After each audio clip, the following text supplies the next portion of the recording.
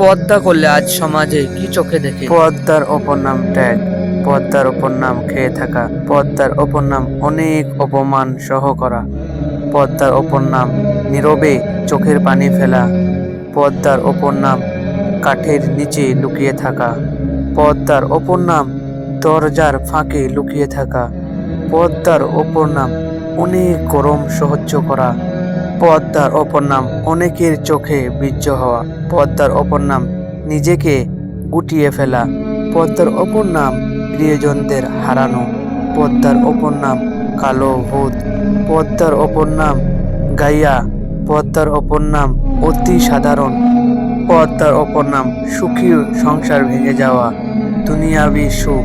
কি ভাবছেন পদ্মা শুধু অনেক কষ্ট? পদ্মা আরেক নাম সুখ, সম্মান, ধৈর্য, শ্রদ্ধা, শান্তি, সাহস, ভালো লাগা, আল্লাহর অনেক অনেক ভালোবাসা।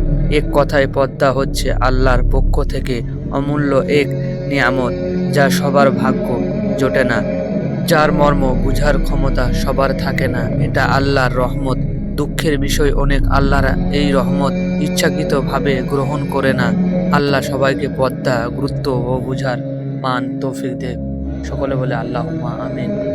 পদ্মা করলে কি কি ক্ষতি হতে পারে এবং কি কি লাভ হতে পারে সেটা যেন সবাই বুঝতে পারে, অবশ্যই ভিডিওটা তাদের মাঝে ছড়িয়ে দিন।